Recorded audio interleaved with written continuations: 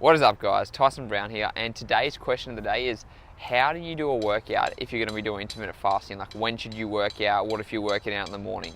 Now I want to share with you guys some tips about how to manage this effectively so you're not having muscle loss and you're still losing weight effectively. Now usually when people do a workout in the morning, there's a couple of different things I'll recommend. Number one, first of all, is if you don't want to break your fast, have some BCAA supplements, right? I'm not a huge advocate of a lot of supplements, but if you need to work out in the morning because this is the only time you can do it, well then have some BCAA supplements. What I suggest is about 20 to 30 minutes before, start sipping down some supplements and some BCAAs, and I suggest you have this with your black coffee if you're going to have a workout because you're going to need that energy, right? And then after a workout too, I also recommend having a little bit more BCAAs. That way when you're breaking down your muscle, the body is still going to be able to use protein from the BCAAs, right? As opposed to just going, okay, well, what's going to happen here? I'm going to break down the muscle. It's not going to be repaired. If your body's able to access the amino acids of what BCAAs are, it's going to help prevent muscle loss. So the first thing I recommend is if you are going to be training fasted and you're not going to eat until 1 or 2 o'clock, then make sure that you're going to have BCAAs. The second thing you guys can do is, instead of just like the day before, why not fast earlier on in the day? So like, let's say if you're going to work out at 7 in the morning, well then let's kick it back till yesterday and see if you can fast from, let's say, 12 p.m. or something. That way, as soon as you finish your workout, you can break your fast with a good amount of food, right? So that way it's even going to be more energy and more nutrients to your body, and that's going to prevent muscle loss. So at the end of the day, you want to think about, what is your goal here?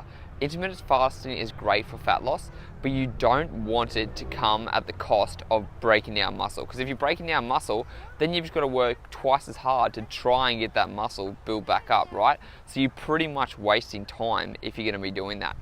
So think about this. Can you actually bump back your day before and start the fast earlier instead of, most people start their intermittent fasting at night time? Another thing I recommend is try and push your workout as far as you can in the day. So if you're talking about weight training, then you want to push it back further and further. Like, I know it's not always going to happen, but you want to just be able to prevent the muscle loss at the end of the day.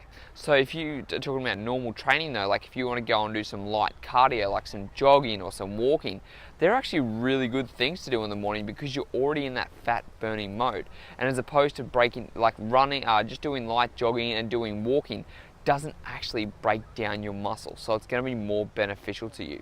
What I would also recommend doing is, if you're going to do high intensity training, you also want to supplement with BCAAs, because this is going to be the same type of thing. High intensity training is going to break down that muscle mass, and like I said, at the end of the day, we don't want that happening. Yes, you're still going to be able to lose fat if you do these type of things, but you're still going to have the risk of losing muscle, and then again, you're wasting your time. So don't forget about that.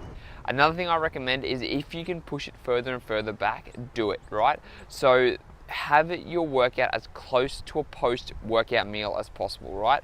If you're not going to break your fast until 1 or 2 p.m., but you can have your workout at 10 or 11 a.m., and let's say you've only got an hour, that's going to reduce your chance of having muscle breakdown. The closer you can keep it to that, the closer you can keep your workout to breaking your fast, the more beneficial it's going to be for you to be able to prevent the muscle loss but still have the fat loss.